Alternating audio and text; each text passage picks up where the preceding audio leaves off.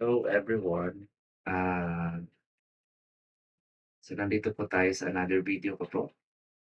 Dun po sa mga hindi po, kilala sa'kin, meron po akong YouTube channel.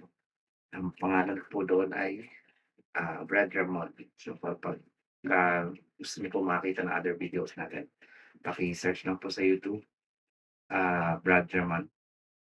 So for today's video po, ang ishe-share ko naman is about marriage. So pansin po natin sa mga ganap ngayon, maraming mga hiwalayan, maraming mga, ah, pag-aaway, ma makikita natin, mapapanood natin sa maraming segment sa social media, away ng mga mag-asawa, away ng mga kahit kahit hindi pa mag-asawa pero in mutual relationship. May mga kasalan na mabilis din naghihiwalay. We cannot judge them kung ah ano yung nangyari sa kanila. So, they know better than us. But as for me, and for this video, I will share to you ano yung understanding ko ng marriage, being a Christian. Um, so hindi pa po ako gano'n katagal na married, pero I'm happily married for 5 years po, and looking forward for more 5 years to come. So, I am a father of two. May dalawa na po akong anak. And thank God po, marriage po o pagsasama namin ng asawa ko is going stronger. So, share ko lang kung ano po yung mga, ah, dun po sa mga may plano na magpakasal, dun po sa mga may plano ng mag-settle down. So, please watch this video. I hope na makatulong po sa inyo, makapagbigay ng insights kung ano po yung marriage. Sa'kin po is, usually or one of the common reasons bakit nag-aaway ang husband and wife, number one of the common reasons na po ito, isa sa napakaraming dahilan. So, isa po sa nakikita ko is yung decision making. So, siyempre po kung halimbawa 26 years old ka na ikakasal, so for 26 years hindi kayo nagsama sa isang bubong. Then all of a sudden titira kayo sa iisang bahay kasi nga, ah, papakasal na kayo. So, both of you lumaki kayo lumaki kayo in a different environment. So, iba yung mga nakagisnan niyo, iba yung mga natutunan niyo along the way. So, merong hindi pagkakapareha. So, kapagka tumira kayo sa iisang bahay, kailangan niyong i-work out yun. So, at first okey pa, and then, ah, minsan magko-cause yun ng arguments, minsan magko-cause yun ng hindi pagkakaintindihan. So, doon nagsisimula. So, number one is decision making. Ah, sino ba yung sa decision making kasi nakaka-affect yung environment kung saan ka lumaki. So, kailangan kasi sa marriage, kailangan i-work out ng husband and wife yun. And then, one of the common reasons bakit may problem sa decision making is yung misunderstanding ng sino ba talaga dapat yung nasusunod sa loob ng bahay. So, I think very common po before po kasi, and marami din namang, ah, maraming mga religion or faith na nasasabi na ang lalaki talaga ang susunod sa loob ng bahay. While ang babae is, more on pag-aasikaso or more on yung helping hand. So, pero yung in terms of decision making sa lalaki dapat. Pero, ah, kapagka yung babae is lumaki sa environment or dun sa family niya na independent. So, naturuan siya kung paano talaga mag-decide, paano dalhin yung kanyang buhay, paano gumawa ng paraan sa mga problema. And then kapagka nagpakasal kayo, all of a sudden hindi na siya makakapag-decide kasi sa husband na yung magiging decision making. So, isang cause ng ano yun, ng argument or ng hindi pagkakaintindihan. So,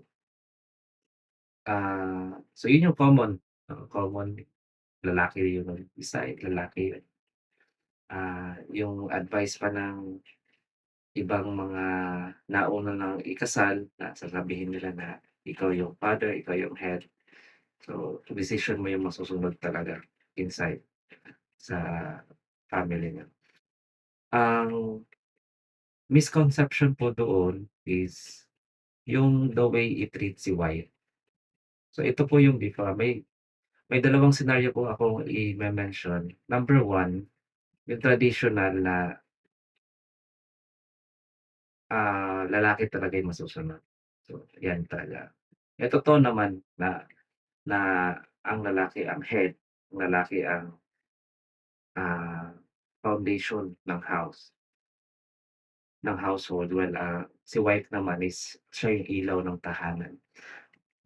So number one is traditional, si lalaki. Pangalawa is yung modern na.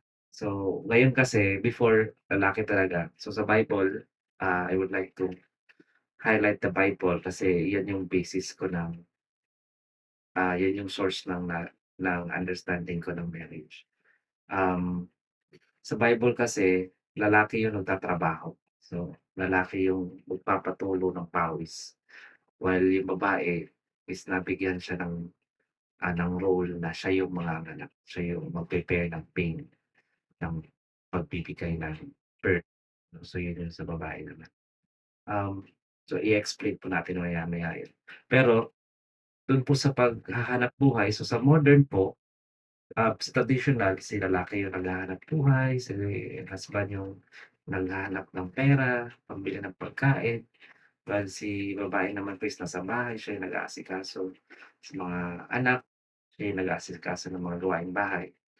Ah, ang modern po ngayon is si babae nagtatrabaho na. So, meron pong gano'n, si babae na yung naghahanap buhay. Depende kasi yan sa agreement ng husband and wife. Sino yung ano yung better for the family? Ah, si wife ba yung magtatrabaho, si husband ba yung may iwan sa bahay, or si husband ba yung magtatrabaho, si wife yung ah, maiiwan sa bahay or both ba kailangan magtrabaho. So, depende sa agreement ng husband and wife yun. So, you know better kung ano you know what's better for your family. Kaya may different setup na ngayon. So, may mga babae na nagtatrabaho, tapos meron ding family na lalaki nagtatrabaho. So, kung if before, ang basis is yun sa traditional na lalaki talaga yung nagde-decide. Ngayon naman, kung papansin niyo, kung sino yung nagtatrabaho, siya yung parang ah, may higher authority sa family kasi sabi nga nila, siya yung bumubuhay. Sino yung nagtatrabaho, siya yung bumubuhay sa pamilya. So, meron ding misconception dun na napansin ko lang na possible na mag-cause din ng misunderstanding sa marriage. Pero una ako dun sa traditional. So, sa traditional kasi, si lalaki yung nagde-decide, si lalaki yung, um, may higher authority, which is sa Bible totoo naman. Kasi nga sabi nga 'di ba, na si wife is they need to submit to their husband, and then si husband, they need to love their wife. But doesn't mean na, si wife hindi nila love si husband. Love pa rin si husband but it was highlighted na si wife is to submit, meaning ini-stress ng word of God na si husband siya ang may higher authority sa family. Pero minsan kasi medyo yung ah, yung paggamit ng authority medyo tagilid dun minsan si husband, eh. So, anyway, so dun tayo sa traditional. So, si husband niya nasusunod ganito, ganyan. And then, minsan may basis doon nandun sa Bible na ang sabi is sa Genesis chapter 2 verse 18. Ang sabi dito ay, "It is not good that man should be alone. I will make him a helper as his partner." So, ang misconception minsan dito ng husband and wife or ng married, couple or ng mga tao is si wife helper lang. Totoo naman sa Bible sabi dito, ang term dito is helper. No, pero sa application na, ang pagkakaintindi ng tao, helper means yung dun ka lang sa bahay, hindi ka puwede makialam sa mga pagde-decide at pagpaplano sa pamilya. Tapos since si husband na yung, nasa traditional po tayo yung first ko na-mention. Since si husband yung nagtatrabaho, siya yung makakapag-decide lang doon sa financial, sa pera. So, paano gagastusin yung pera, saan siya gagastusin. Si husband yun kasi siya nga yung nagtatrabaho. Si wife naman dun ka sa maghuhugas ng plato, maglalaba ng mga, ah, damit, so mag-aasikaso sa mga bata. So, yun yung, ah, common understanding ng helper. Pero in my understanding and naniniwala ako na, may guidance ang Lord dun sa understanding ko kasi I trust Him doon sa pagkakaintindi ko ng salita niya. Um, and I ask for His grace, no? So, no, sa, whenever I read God's word, so I always ask for God's grace na and God's understanding and knowledge na yun magtutulong sa'kin para maintindihan ko yung salita niya. Pagkakaintindi ko kasi before, nung sinabi ng Panginoon sa Genesis 2:18 na it is not good that man should be alone, I will make him a helper as his partner. Hindi pa dito nagkakasala si Adan tsaka si Eva. So, wala pa yung temptation, hindi pa pumasok. So, ah, hindi pa mulat yung mata ni Adan at tsaka ni Eva sa kasalanan. So, hindi pa sila naked kasi dito, um, they are covered sa glory sa Lord. So, wala sa isipan nila na wala silang damit, hindi kasi covered sila, ng glory. Yun yung kumbaga nagko-cover doon sa kanilang bodies. So, ang meron sa time na 'to, before kasi ng Genesis 2:18, ang sabi ng Panginoon sa Genesis chapter 1 verse 26, ang binigay niya kang Adan, ito, "Let us make man in our image, after our likeness, and let them have dominion over the fish of the sea, and over the fowl of the air, and over the cattle, and over all the earth, and over every creeping thing that creepeth upon the earth." So ito yung, ibinigay ng Panginoon kang Adan. So, dominion. So, binigyan niya si Adan ng dominion. Ah, binigyan niya si Adan ng authority. So, yun yung kay Adan. So, wala pang, damit na dapat labhan, wala pang plato na dapat hugasan noon time na yun. So, kaya naniniwala ako na yung word na helper na ginamit sa Genesis chapter 2 verse 18, it has something to do doon sa authority na ibinigay kay Adan. So, ibig sabihin nung binigyan ng Panginoon si Adan ng authority na to facilitate 'no, na, ah, to handle, to plan dun sa mga creatures na in-entrust ng Lord. Sabi ng Panginoon, "It is not good that man should be alone." So, it is not good that man should be alone planning. It is not good that man should be alone, um, should be alone like yung pagha-handle ng mga creatures. yung ibinigay ng Panginoon kay Adan sa Genesis 1:26. Ah, so ang sabi ng Panginoon, bibigyan ko siya ng helper. So ibig sabihin, in my understanding, yung word na helper doon is yung authority na ibinigay ng Panginoon kay Adan is merong shared authority ang si Eve doon. So meaning, tutulungan niya si Adan na i-exercise yung kanyang authority. So kapagka sinabi mong tutulungan ni Eve si Adan doon sa pagfa-facilitate, doon sa pagha-handle, doon sa um, pag-aasikaso ng mga creatures o kung ano pa yung ibinigay ng Panginoon na dapat gawin ni Adan. Kapag sinabi mong helper, ibig sabihin meron siyang right na malaman kung ano yung nangyayari. Ano ba yung plano ni Adan? Ano ba yung Ano ba yung gustong gawin ni Adan? Ano ba yung gustong ipangalan ni Adan dito sa mga creatures na 'to? So, yun yung mga bagay na, merong right si Eve na malaman para matulungan niya si Adan, yun yun. So, in marriage, sa traditional marriage kasi ang misconception doon, minsan dahil kasi before nung bata pa ako, sinasabi before nung, matatanda na, ah, nakakilala ko na helper daw ang babae. So, ibig sabihin ng babae nasa bahay ka lang. Gagawa ka ng mga household, ng mga gawain, maghuhugas ng pinggan, maglalaba ng damit. So, yun yung pagkakaintindi nila ng helper. Pero dito kasi, nung ginamit yung word na helper, wala pang gano'n ng mga task, eh.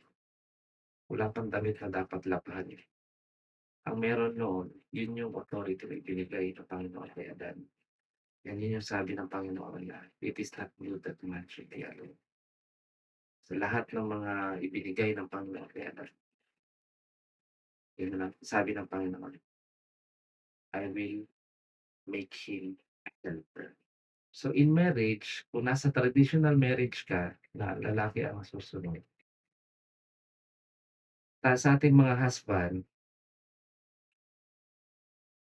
let's reconsider na ang mga asawa meron silang right na malaman kung ano yung plano sa pamilya.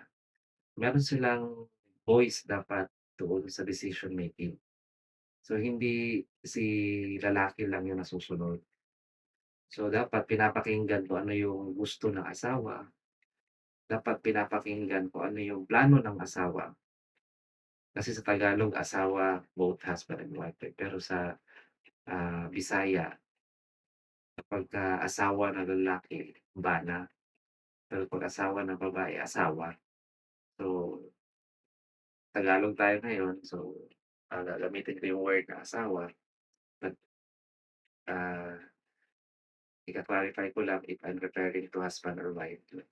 Um, so, si wife dapat meron siyang role doon sa decision making, ah, hindi lang si husband. So, yun yung misconception sa traditional. Hindi napapakinggan si wife, tikom lang yung bibig ni wife. So, meron kasing mga bagay na mas alam ng asawa, mas alam ni wife compare kay husband. Kasi sa dinami ng role na dapat gampanan ng husband sa family, kaya nandiyan si wife para tulungan si husband na i-handle yung family. So, in my understanding, based doon sa word ni Lord na, ah, si wife dapat meron siyang o dapat kinikilala yung kanyang karapatan sa pagde-decide sa family. So, ah, before gumawa ng desisyon si husband, dapat iko-consult muna niya si wife. And consulting wife or asking wife na, "Ito yung plano ko, ah, ano ba yung sa tingin mo na magandang gawin?" So, hindi yun act of, ah, ikaw na yung magsasabi sa wife mo, hindi. It's an expression of love sa wife mo na for God's glory din and pagsunod dun sa salita ng Panginoon. Sinabi niya na love your wife and also, fulfillment yun dun sa purpose ng pagiging helper ni wife na ibinigay ng Panginoon. So, yung role ng pagiging helper, si Lord ang nagbigay niyan kay wife.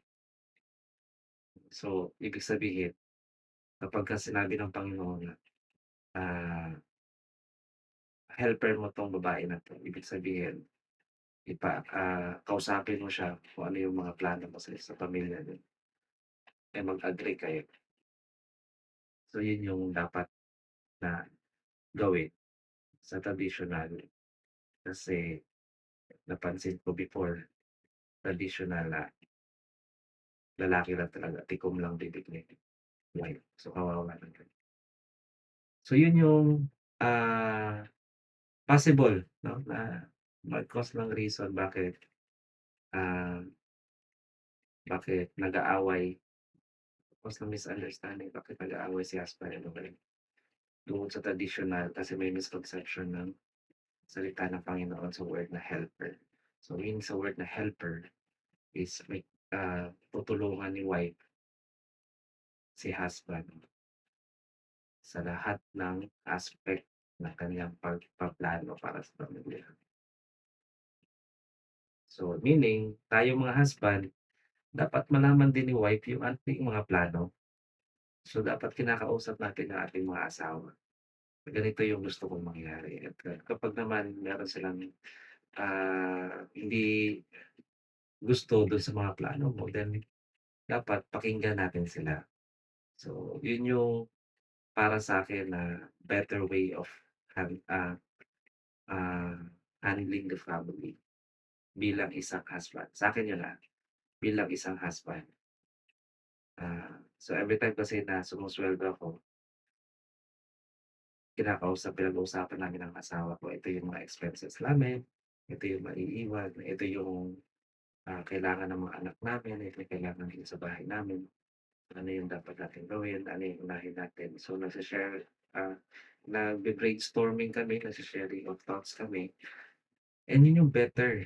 Kasi nga sabi sabi sa Bible, sabi diyan, "Two are better than one." So, mas magandang dalawang brain yung nag-iisip, nagfa-function sa family. Mas magandang dalawang brain yung gumagawa ng paraan. Mas matibay ang pamilya kapag kayong dalawa ng asawa mo nagtutulungan. Do'n naman sa pangalawa, since ngayon kasi may mga wife na nagtatrabaho and depende sa agreement ng husband and wife. Sino ba yung dapat magtrabaho, sino ba yung ano. Minsan kasi, ah, parang tinatamaan yung pride ng husband na, "Bakit ako'y maiiwan sa bahay, eh, trabaho ko yung maghanap buhay." So, minsan gano'n, pero depende sa agreement. Ang misconception naman dun sa pangalawa, ah, dapat ang nagde-decide is yung nagtatrabaho. So, meron akong mga narinig na ang bumubuhay sa pamilya is yung nagtatrabaho. Sa'kin hindi ako I would have to disagree, hindi ako uuyon doon sa, statement na yun, na kung sino yung nagtatrabaho, siya yung bumubuhay sa pamilya. Well, in fact, sa family namin, ako yung nagtatrabaho, but I never consider myself na ako yung bumubuhay sa family namin. Number one ang Panginoon. Pangalawa, ang pamilya hindi lamang nabubuhay sa pumapasok na income. Hindi mabubuhay yung pamilya kung walang nag-aasikaso sa bahay niyo. Hindi mabubuhay ang pamilya kung walang nag-aasikaso sa mga anak niyo. So, hindi lang yun yung income. So, ibig ko sabihin, ah, let's avoid na sabihin natin sa partner natin, kung tayo yung nagtatrabaho, let's avoid saying na, "Ako yung bumubuhay sa pamilya natin." Hindi. Kasi yung asawa mo na nag-aasikaso sa bahay niyo, hindi siya bayad dun sa kanyang mga ginagawa.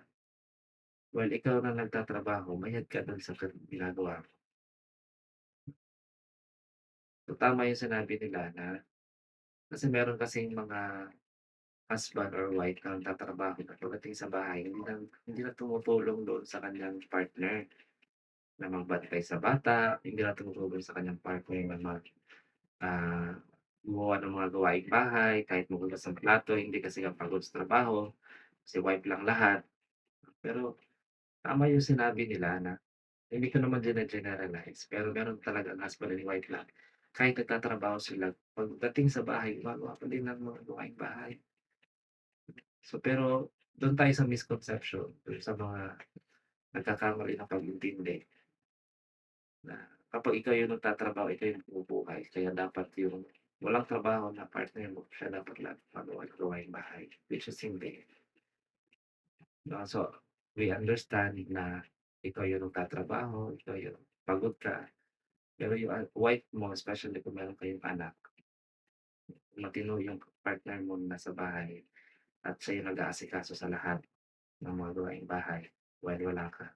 Siya yung nag-o-oversee ng mga anak niyo, siya yung, nakakatanggap ng bill ng kuryente niyo, siya yung nakakatanggap ng bill ng tubig niyo, ng internet niyo, ng iba pang utility bills na mas mahirap yung role niyong dalawa.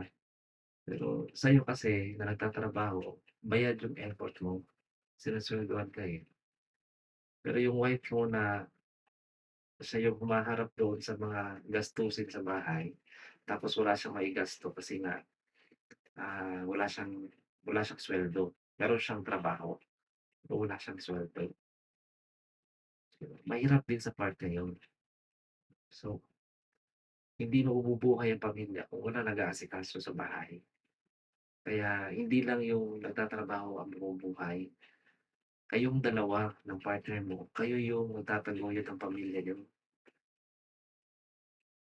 Kaya masakit sa mga partner na naiiwan sa bahay na parang nade-degrade sila, parang nalo-look-down sila kasi nga walang trabaho. Kaya ang parang tingin sa kanila kahit husband mo or kahit wife mo, minsan ang nagiging approach sa kanila is para silang maid or houseboy. Kasi walang trabaho, eh. Tapos sinasabi pa na palamunin, sinasabi pa na, ah, ikaw na nagtatrabaho yung bumubuhay sa kanya, pero kung wala siya na nag-aasikaso, paano ka din mabubuhay, 'di ba?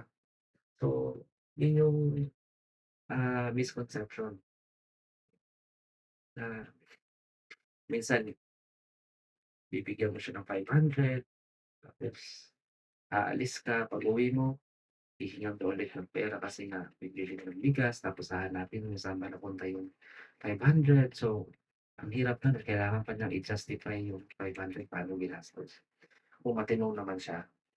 So, ah, misconception dun sa pangalawa is hindi lang yung nagtatrabaho yung bumubuhay sa pamilya, kayong dalawa, pati yung partner mo na, naiiwan sa bahay na nag-aasikaso sa lahat ng mga gawaing bahay. Kayong dalawa yung tataguyod para mabuhay yung pamilya. Siyempre, number one dun yung Panginoon. So, and between you and your husband, kayong dalawa bumubuhay, hindi lang yung nagtatrabaho, yung bumubuhay.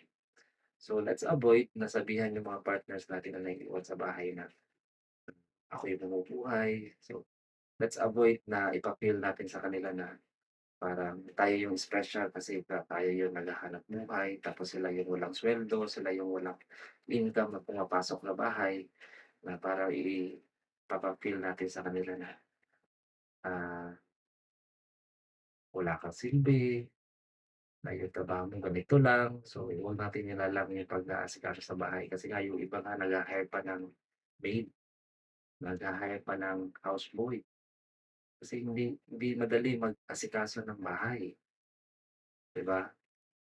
So, yun lang. Ah, sa atin naman mga nagtatrabaho, ah, yun kasi ang ginagawa ko before tayo mag-iwan ng budget sa ating mga partners na maiiwan sa bahay, tayo mismo ang mag-check doon sa mga pangangailangan, yung kung ano ba yung wala sa bahay. So, wala ng bigas, wala ng gatas yung mga bata, meron na bang bill sa kuryente, meron na bang bill sa tubig, ano bang ulam na maiiwan sa kanila. Tingnan natin before tayo magbigay. Kung magbigay ka ng pera, at least may ideya ka na na parang kukulangin pa yun, kasi ikaw mismo nakita mo na kung ano yung wala, 'di ba? So, hindi yung bibigay ka lang tapos iisipin mo na, meron pa, parang meron pang naiwan na bigas, parang meron pang gatas na naiwan. Kaya minsan hinahanap mo saan yung sukli. Minsan inaakala mo na, ah, nag-e-enjoy yung asawa mo dun sa iniwan mo sa kanyang pera, which is hindi, 'di ba? Minsan yun yung pinag-aawayan ng mag-asawa. Kaya, it's a misconception na sabihin natin na ang bumubuhay is yung nagtatrabaho, hindi. Ang bumubuhay sa pamilyang Panginoon, ang nagtataguyod sa pamilya is yung husband and wife. So, kayong dalawa talaga. So, walang mas mahirap na role. Parehong mahirap ang role ng husband and wife. Hindi dapat i-compare na mas mahirap yung trabaho ng husband or mas mahirap yung trabaho ng asawa. So, hopefully, nakatulong sa inyo. Number one is yung sa traditional na lalaki lang kasi nga nakakaintindi lang ng Bible is helper. Um, ah, Helper ang babae, so dapat nasa bahay lang, gawaing bahay lang dapat nila kung hindi. So, may karapatan ng babae na ibinigay ng Panginoon na tulungan ang lalaki sa mga decision making, sa mga pagpaplano sa pamilya. So, Panginoon mismo nagbigay niyan. Pangalawa, dun sa ating, ah, modern or yung current na situation ng mga marriage ngayon na meron ng husband na naiiwan sa bahay, si wife naman yung nagtatrabaho or kung sino yung may trabaho, parang siya yung special, siya yung nagtataguyod sa pamilya, which is hindi. Kasi hindi din mabubuhay yung pamilya kung walang mag-aasikaso sa bahay, lalo na kung meron kayong anak. So, hopefully nakatulong para maging, ah, mas mainam, yung mas, ma magbigay kaalaman dun sa ating mga nagpapakasal, dun sa ating mga new married couple, yung ating topic ngayon. So, sana makatulong sa inyo and see you on my next video kasi pag-uusapan naman natin kung ano yung, experience ko sa pagpapalaki ng mga bata. So, God bless and see you on my next video. Bye-bye.